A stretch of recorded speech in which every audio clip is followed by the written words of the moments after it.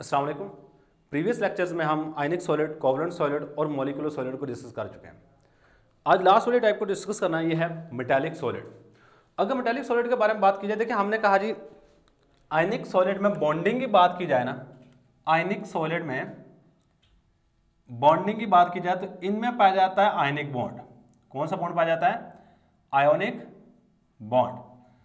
इसके बाद covalent solid में बॉन्डिंग की बात की जाए, कोवलेंट सॉलिड में अगर बॉन्ड की बात करूं तो बच्चे यहां पे पाया जाता है कोवलेंट बॉन्ड। कौन सा बॉन्ड पाया जाता है? Covalent bond. अगर मैं बात करूं मॉलिक्यूलर सॉलिड में, मॉलिक्यूलर सॉलिड में तो बच्चे इसमें इंटरमॉलिक्यूलर फोर्सेस पाए जाते हैं जिसको हम नाम दे रहे थे वंडर वाल फोर्सेस का। किसका नाम दे रहे थे? वंडर वाल फोर्सेस का। अच्छा, बात आ जाती है हमारे पास मेटालिक सॉलिड। अब देखिए मेटालिक सॉलिड में एक बात याद रखिएगा, हमेशा बॉन्ड होगा मेटालिक बॉन्ड। कौन सा बॉन्ड होगा? Metallic bond. अब ना मेटालिक बॉन्ड है किस तरह का ये किसी को नहीं पता। देखो हम कहते हैं जी आयनिक बॉन्ड बनता है जब एक एटम एक इलेक्ट्रॉन दे दे और दूसरा एटम वो इलेक्ट्रॉन ले ले, यानी कि by the transfer of electron from one atom to another atom. कौन सा बॉन्ड बन रहा होता है हमारे पास? आयनिक। इसके बाद बात कर लो कोवलेंट बॉन्ड की। किसकी? कोवलेंट बॉन्ड की। कोवलेंट बॉन्ड बन रहा होता है by the sharing of electron. किसकी वजह से? Sharing of electron. और वंडरवाल फोर्सेस, आपने इंटरमॉलिक्यूलर फोर्सेस पढ़ी, उन सब फोर्सेस को हम कलेक्टिवली वंडरवाल फोर्सेस का नाम दे रहे होते हैं। अब बात यहां पे आती है जी मेटालिक बॉन्ड की। मेटालिक बॉन्ड अभी तक कोई कंफर्म नहीं है मेटालिक बॉन्ड होता किस तरह का है, लेकिन इसके बारे में मुख्तलिफ थ्योरीज हैं। जिसमें सबसे पहली थ्योरी है हमारे पास इलेक्ट्रॉन पूल थ्योरी, और इसको इलेक्ट्रॉन सी थ्योरी भी कहते हैं। क्या कहते हैं? इलेक्ट्रॉन सी थ्योरी भी। और याद रखिए काफी ज्यादा इंपॉर्टेंट शॉर्ट क्वेश्चन के हवाले से, इलेक्ट्रॉन सी थ्योरी। अच्छा, सबसे पहली बात मेटालिक सॉलिड होते कौन से? दो solid which have metallic bond. दो सॉलिड, ऐसे solid, those solid which have, ऐसे सॉलिड जो रखें which have metallic bond. Metallic bond, जो मेटालिक बॉन्ड रखें इसको हम नाम दे रहे होते हैं इज कॉल्ड मेटालिक सॉलिड। तो क्या नाम देंगे? Metallic solid. और मेटालिक बॉन्ड को एक्सप्लेन करने के लिए बच्चे हमारे पास तीन तरह की थ्योरीज हैं। कितनी तरह की थ्योरीज हैं? तीन तरह की थ्योरीज है, जिसमें एक थ्योरी तो हमारे पास ये वाली है, इलेक्ट्रॉन पूल थ्योरी और electron sea theory. Second number पे हमारे पास है जी वीबीटी, वैलेंस बॉन्ड थ्योरी। इसके बाद थर्ड नंबर पे थ्योरी है MOT, molecular orbital theory. Basically आपके स्टार्ट में इलेक्ट्रॉन पूल थ्योरी को एक्सप्लेन किया गया, फिर वीबीटी को, और फिर लास्ट में हमारे पास एमओटी, मॉलिक्यूलर ऑर्बिटल थ्योरी को।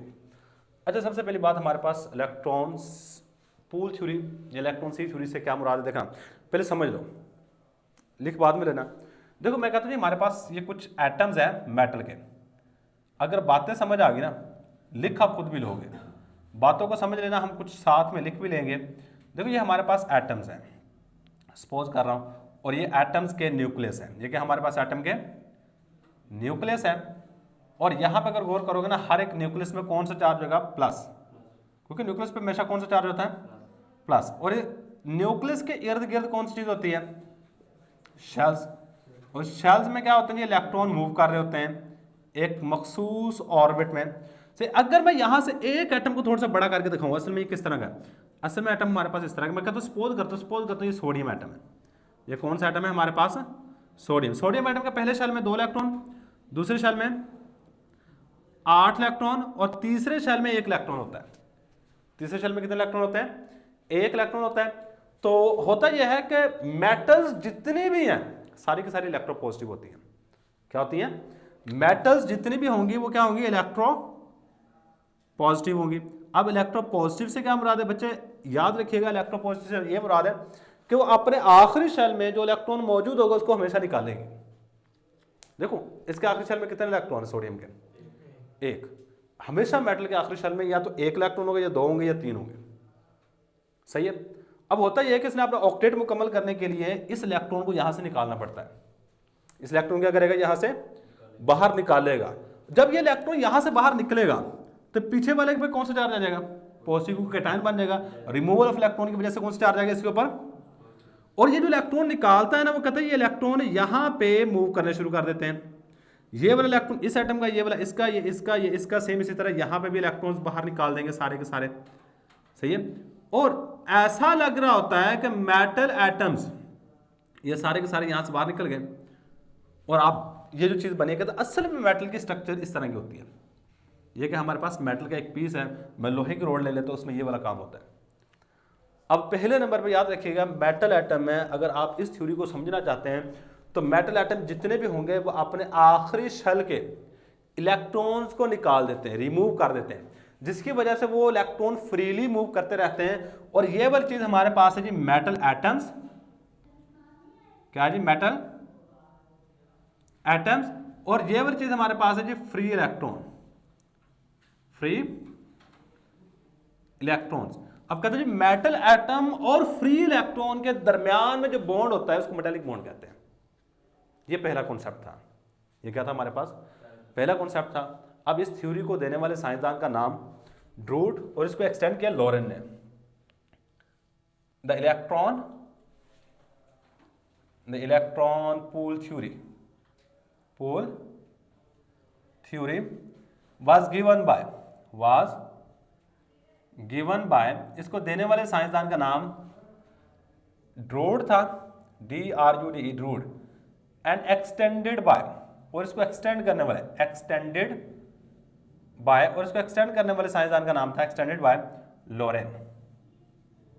क्या नाम था? लॉरेन था। पहले नंबर पर ये याद रखिएगा। इसके बाद इस थ्योरी के मुताबिक क्या था? इस थ्योरी के मुताबिक यह है कि all the metal atoms loose its valence electron. Valence electron से मुराद यह है कि आखिरी शेल में जो इलेक्ट्रॉन होता है इसको लूज कर देते हैं। All the metal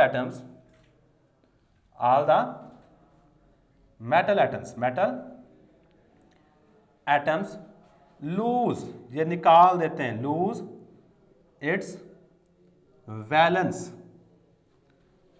electron and form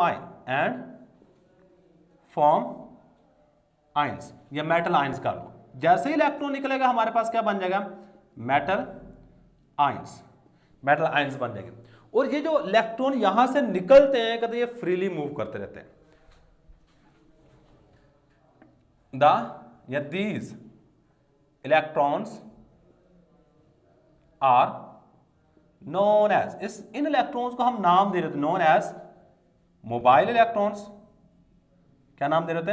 अच्छा, मोबाइल कह लो या फ्री कह लो, इसमें कोई फर्क नहीं है। मोबाइल का मतलब होता है जो एक जगह से दूसरी जगह पे आसानी से जा सके। देखो आपका जो सेल फोन है इसको मोबाइल कहते हैं। क्यों कहते हैं? क्योंकि ये आसानी से एक जगह से दूसरी जगह पे ले जाया जा सकता है। इसी तरह जो पुलिस की गाड़ी होती है इसको मोबाइल कहते हैं, उसको भी क्या कहते हैं? मोबाइल कहते हैं, क्योंकि वो भी एक जगह से दूसरी जगह पे आसानी से मूव हो जाती है। That's why it is known as mobile. सही है। अब इन इलेक्ट्रॉन्स को जो कि यहां से निकलते हैं उसको क्या नाम दे रहे हैं? Mobile electrons. अब कहता है जी इन मेटल एटम को अपनी जगह पर रखने के लिए ये मोबाइल इलेक्ट्रॉन जोड़े रखते हैं, और इसी चीज को मेटालिक बॉन्ड का नाम दे रहे हैं। The metal atoms are held together at its place by mobile electrons. Mobile कह लो या कह लो free electrons. That bond is called, इस बॉन्ड को हम नाम दे रहे होते हैं मेटालिक बॉन्ड। क्या नाम दे रहे होते हैं? मेटालिक बॉन्ड का नाम दे रहे होते हैं। बच्चे ये बात आपने याद रखनी है। आप इसमें ना चंद एक बातें याद रखिएगा जो आपको हेल्प करेंगे। सबसे पहली बात, नोट के फॉर्म में लिखवाऊंगा बच्चा, अगर आपको 2 नंबर के लिए शॉर्ट क्वेश्चन आता है ना, ये इतनी चीज़ बना के इसके साथ डायग्राम बना के आप मेंशन कर दो, बस बहुत है। डायग्राम में आपने ये साइड वाली चीज़ नहीं बनानी, सिर्फ ये वाली चीज़ बना दो, इसमें मेंशन कर दो कौन सी चीज़ एटम है और कौन सी चीज़ हमारे पास फ्री इलेक्ट्रॉन्स है। ठीक है। अब यहाँ पे आ जाता है पहले नंबर पे, याद रखिएगा ये जो इलेक्ट्रॉन्स होते हैं ना ये फ्रीली मूव करते हैं। ये क्या करते हैं? फ्रीली मूव कर रहे होते हैं। The electrons lose by metal atoms are freely moved. ये आसानी से एक जगह से दूसरी जगह पे हरकत कर रहे होते हैं। पहली बात, इसके बाद जो मेटल एटम होता है ना, ये कभी भी मूव नहीं करते, ये एक जगह पे हैं, ये यहीं पे रहेंगे। ये सेकंड बात, the metal atoms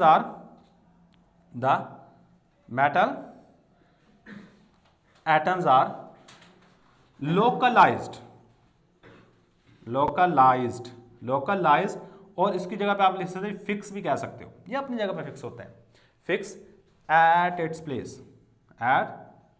its place, ये अपनी जगह पे फिक्स होते हैं। इसके बाद हमारे पास देखो, इसके ऊपर पॉजिटिव चार्ज है, इसके ऊपर नेगेटिव चार्ज है, इनके दरमियान जो अट्रैक्शन कायम हो जाती है, इस चीज को नाम दे रहे होते हैं मेटालिक बॉन्ड का। द अट्रैक्शन इज मेंटेन या अट्रैक्शन इज क्रिएटेड, एक अट्रैक्शन पैदा हो जाती है बिटवीन, किसके दरमियान में, between mobile electrons and metal atoms, जिसको हम नाम दे रहे थे विच इज